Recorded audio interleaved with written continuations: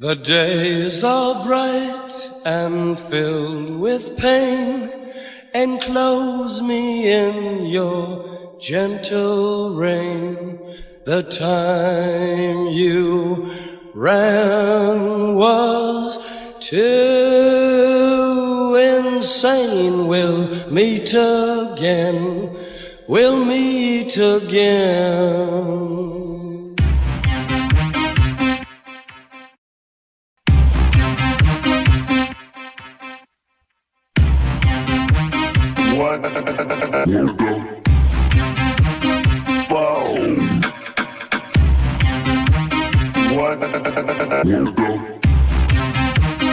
What the fuck?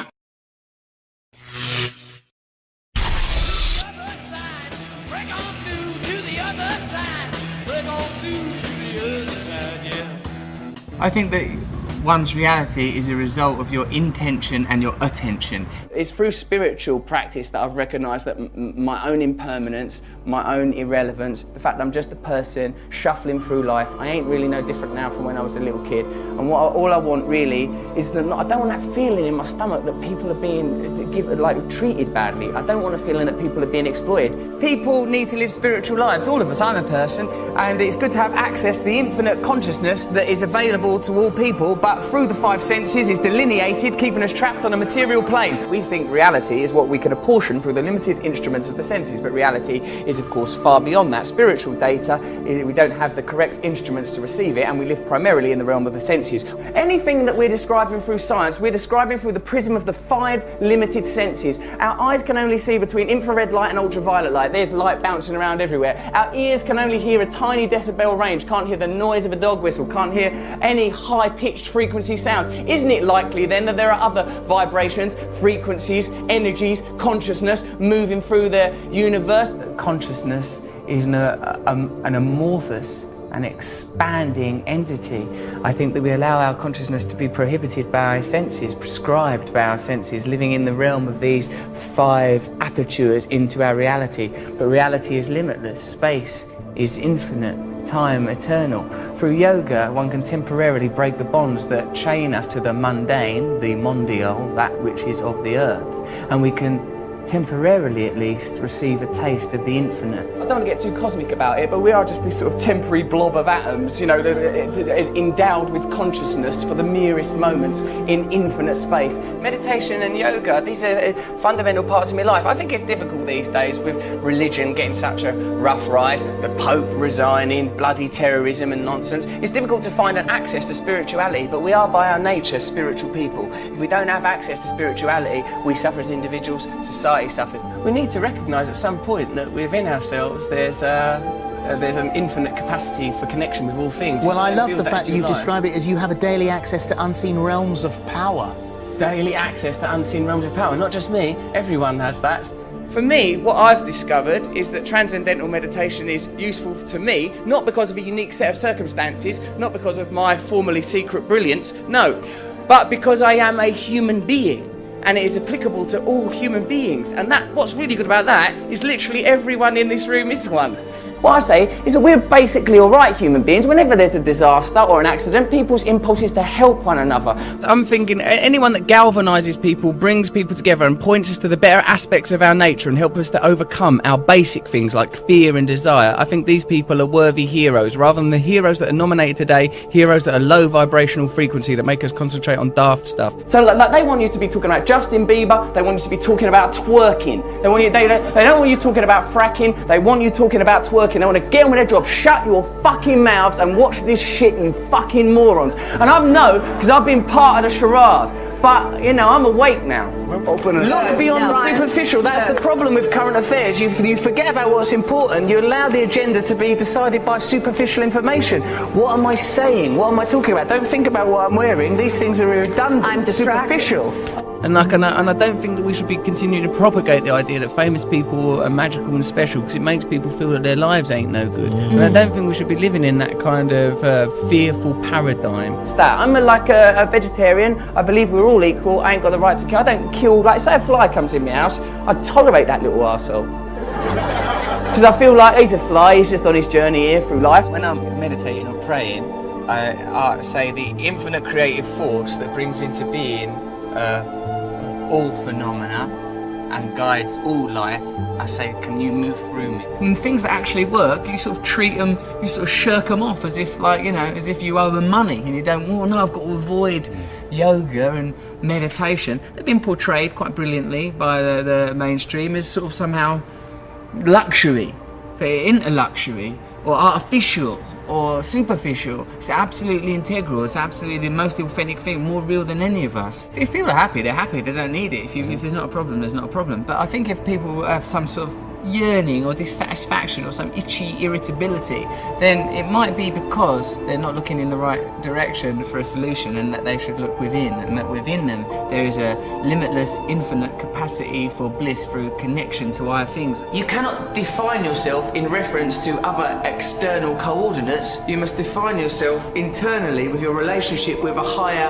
entity. Think of yourself as a manifestation of some higher thing, some higher frequency. This is the visible realization. And you know that because you can't see atoms, can you? And you certainly can't see the forces that hold atoms together. There, in the micro quantum world, Richard, lie the answers to everything. We can't understand it with our logical, rational minds, but we feel it intuitively. Get yourself in alignment with that stuff and you beam like the sun. The dead human ape has fulfilled its potential. The dead human ape has not evolved for the last 10,000 years. These are the achievements of the dead human ape. Now we must transform, become enlightened, so that we can access the next realm of consciousness necessary for evolution. Look, God is not something that's about thinking you're better than someone or a reason to have a war with someone. It's that within us, beneath and beyond our identity as human beings, driven by fear and desire, defined by the realm of the senses and the material self, which is transitory, there is a divine self that is connected to all living things, that is part of an infinite source of creativity. You could probably describe that using quantum physics or science if you want. I choose to believe in God because I think what that is the recognition that there is divine beauty in all of us, and if we prioritise that over our own selfish material needs, then we will naturally create a culture more in harmony with our planet and we'll have a chance. I think it's one of the great sadnesses of modern life, because of our disenfranchisement and disillusionment with religion, that we don't have access to these ideas. And yoga and meditation for me is a way in the secular world of accessing very, very beautiful principles that will perhaps make us happier at a time when people feel disillusioned with the economy, concerned about the ecology, worried with politicians, don't trust what they're being told on television. We've got to let go of temporary, transient ideas like individualism. The nature of monotheistic faiths, these dead desert religions, is to encode us with the idea that individualism is more important than paganism, ideologies that integrally relate us to the earth, so that we know that we are integrally, indefatigably related to our environment, and we live in the service of our environment, because self is a temporal illusion. I suppose the ultimate truth is oneness, that this is a temporary illusion, that we temporarily occupy these flesh puppets. We believe so much in our identities, we believe in our individualism, and I talk as a very sort of egotistical man. Look at my hair, look at these bracelets, look at these ridiculous boots. I'm a person who believes in the nature of my own individualism and my own identity. But on a deeper level, I recognise that all these things are transient, and what's important and what's defining are the things that we all share. Love, unity, togetherness. As long as we have cultural narratives that eschew these ideas, that suppress these ideas in favour of negative human traits, greed, selfishness, lust, as long as these ideas are promoted, we'll exist in opposition to one another and will be exploitable by corporations that prey upon these negative facets of humanity.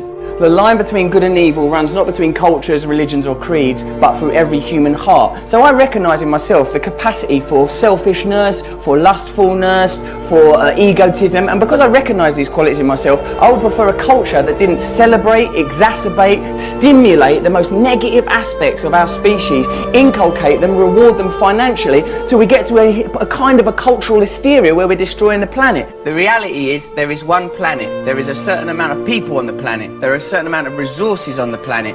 None of them things are going to last forever, so we need systems in place that acknowledge the reality, not systems that benefit elites, but systems that acknowledge the reality. The people need to have access to the resources. Can't lie to people so that people in power can continue to augment and grow their own power and satisfaction while normal people are exploited.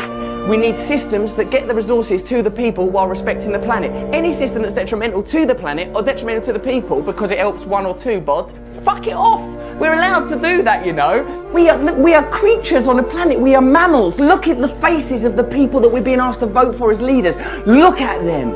Look at them. Feel it in your hearts. That ain't who's meant to be leading us. Happiness cannot forever be sustained like some glistening bauble. It's a transitory thing, like a butterfly alighting on Snow White's finger in that bit of Snow White. So, like, you know, I'm happy mostly. I'm happy mostly when I'm being nice to other people. Then I'm happy.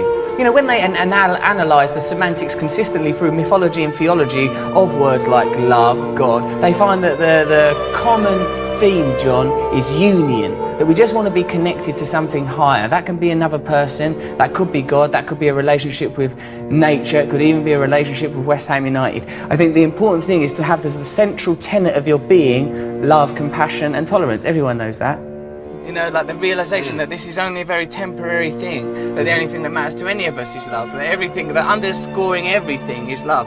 You know, if it's a biological, anatomical human condition, the idea of acquisition and survival of the species, then that 2% that distinguishes us from the great apes, somewhere within that is that divine spark that philosophers have always espoused upon and written about, that somewhere within that's the truth that we're trying to head towards. What it felt to me was like the dissolution of my idea of myself. Like, I felt like separateness evaporated. I felt this tremendous sense of oneness. I find it, I'm quite an erratic thinker, quite an adrenalised person. And like, but what, through meditation, I felt this sort of beautiful serenity and selfless connection.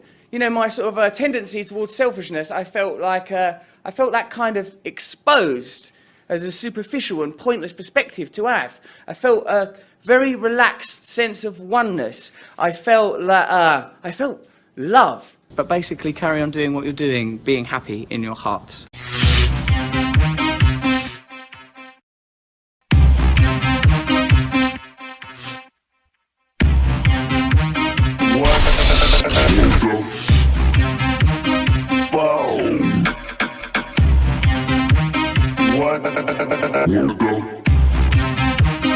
What the fuck?